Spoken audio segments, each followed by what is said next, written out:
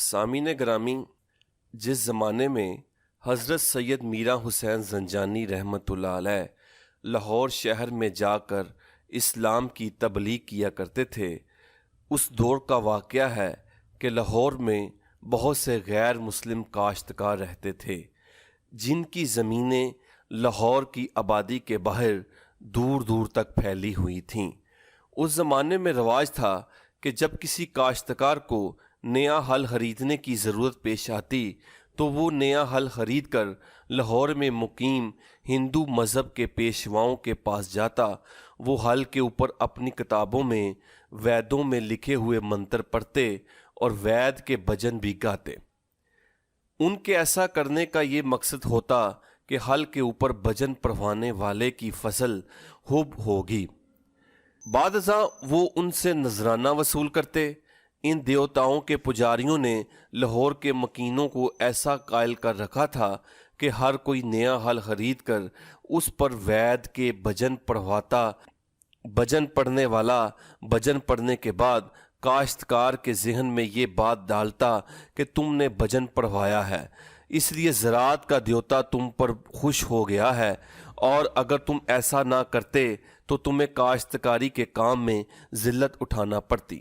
جب اس شخص نے اپنے نئے خریدے ہوئے ہل پر بھجن پڑھوایا اور اس کے بعد کھیت میں ہل چلانے لگا تو کچھ عرصے کے بعد اس کا ہل ٹوٹ گیا اور وہ اپنا ہل لے کر شہر میں مرمت کروانے کے لیے ہل بنانے والے کے پاس آیا اور اس نے کہا، میں نے بھجن بھی پڑھوایا لیکن ہل کیوں ٹوٹا؟ ہل بنانے والے نے کہا، یہاں پر اسلام کی تبلیغ کرنے والے ایک بزرگ تشریف لاتے ہیں، میں ان سے بات پوچھوں گا۔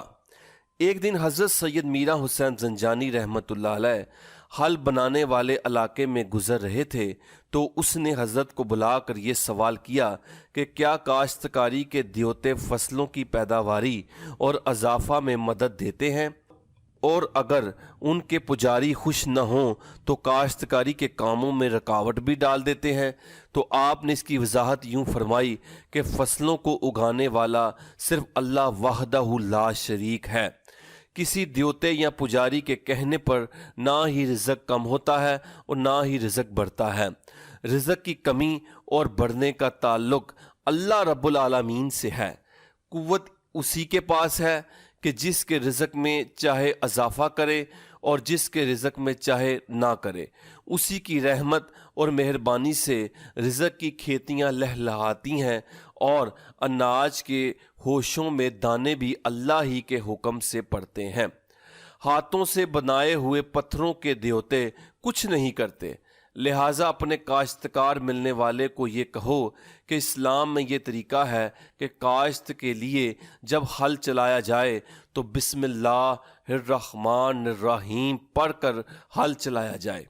ایسا کرنے سے اللہ کی مہربانی شامل حال ہو جائے گی اور فصل میں اگر اللہ چاہے تو اضافہ بھی ہوگا، کیونکہ دین اسلام ایک سچا مذہب ہے۔ اس کے پیروکار ہر حال میں اللہ تعالیٰ ہی پر توقع کرتے ہیں۔ آپ یہ بات کہہ کر وہاں سے چل دیے۔ ہل بنانے والے نے ٹوٹے ہوئے ہل کو درست کیا اور جب وہ کاشتکار آیا تو اسے بتایا کہ حضرت نے یہ بتایا ہے کہ ہلوں پر بھجن اور منتر پڑھنے سے کچھ نہیں ہوتا۔ کاشتکاری میں اضافے کا باعث اللہ تعالیٰ کی رحمت ہی بنتی ہے، لہٰذا جو شخص اللہ تعالیٰ پر ایمان لائے اور تنگی اور آسانی کو اللہ کی طرف سے سمجھے گا تو ایک نہ ایک دن اس کا حال کشادہ ہو جائے گا، اس کے کاموں میں اللہ کی رحمت شامل حال رہنا شروع ہو جائے گی۔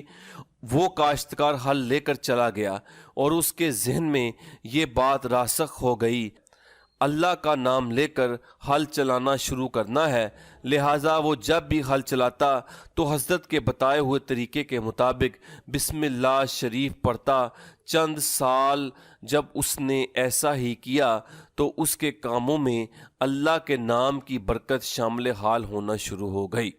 پھر جب بھی وہ کوئی کام کرتا، بسم اللہ کے پڑھنے کی برکت سے چند سالوں میں اس کے دل کی کیفیت بدل گئی اور ایک دن اس کی سوچ میں یہ بات پیدا ہوئی کہ دیوتاؤں کے پجاری جھوٹے ہیں اور ایک اللہ ہی سچا ہے۔ لہٰذا میں اس کے سچے دین میں شامل ہو جاؤں۔ آخرکار وہ حل بنانے والے کے ذریعے سے حضرت سید میرا حسین زنجانی رحمۃ اللہ علیہ سے ملاقات کر کے کلمہ طیبہ پڑھ کر مسلمان ہو گیا، اور پھر گاہے گاہے آپ سے ملتا رہتا اور دین اسلام کے عقائد اور اعمال کی معلومات حاصل کر کے اسلام کے بنیادی احکامات پر عمل پیرا ہو گیا۔